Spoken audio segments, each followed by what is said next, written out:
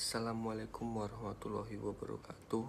Saya di sini yang bernama Nur Ageng Sena dengan NIM 2022010074. Saya di sini akan menganalisa kasus.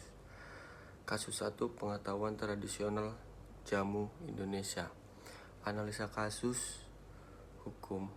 Belum adanya sistem perlindungan hukum yang kuat terhadap pengetahuan tradisional seperti jamu di ranah internasional menyebabkan kerentanan terhadap biopirasi.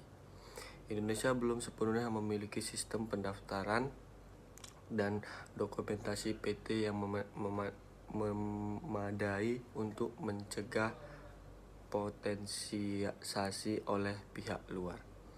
Sistem kekayaan intelektual yang ada lebih cocok untuk penemuan baru atau IP modern, bukan pengetahuan yang diwariskan turun-temurun. Analisa sosial budaya. Jamu bukan hanya sekedar pengobatan, tetapi bagian dari identitas, budaya, dan praktik spiritual masyarakat Indonesia. Jika pengetahuan ini dikomersialisasi oleh pihak luar tanpa izin atau pelibatan komunitas asal, maka terjadi kerusakan nilai budaya dan terputusnya hubungan antara masyarakat dan warisan mereka. Analisa ekonomi.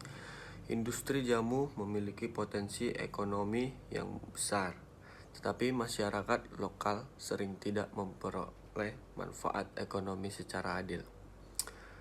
Paten asing atas formula yang mirip dengan jamu tradisional berisiko memonopoli pasar dan menghambat inflasi lokal.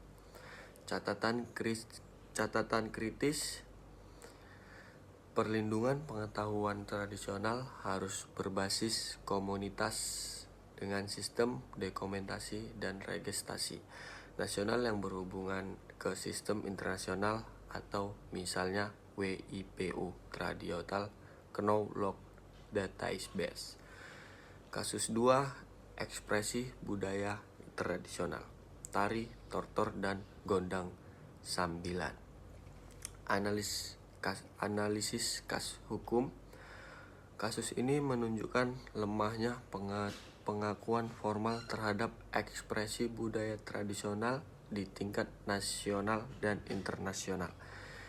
Indonesia belum sepenuhnya menerapkan sistem indikasi geografis dan perlindungan budaya terbenda yang kuat untuk EBT.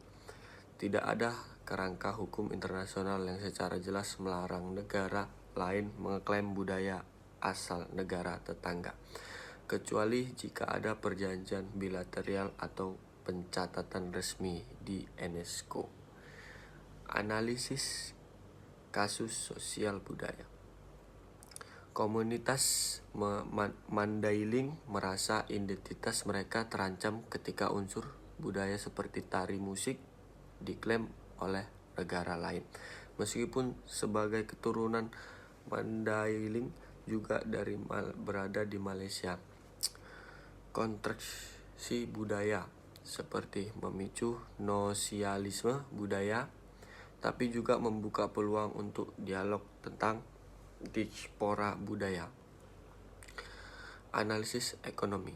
EBT seperti tortor bisa menjadi daya tarik pariwisata dan sumber pendapatan ekonomi lokal. Jika negara lain mengeklaim dan mengomersialisasi EBT tersebut tanpa kompensasi kepada komunitas asal mereka, terjadi ketimpangan ekonomi dan ketidakadilan budaya. Catatan krisis. Pemerintah perlu mempercepat pendaftaran ekspresi budaya tradisional sebagai warisan budaya terbenda atau WBTB ke UNESCO dan mengedukasi masyarakat mengenai pentingnya dokumentasi dan pemetaan budaya lokal. Kesimpulan umumnya, kedua kasus menunjukkan pentingnya kerangka hukum nasional dan internasional untuk melindungi PT dan EBT, perlunya pembayaran komunitas lokal agar mereka memiliki kendali dan manfaat dari warisan budaya sendiri. Urgensi pencatatan, dokumentasi, dan pengakuan resmi terhadap budaya lokal sebagai strategi pertahanan budaya dan ekonomi bangsa. Sekian, terima kasih.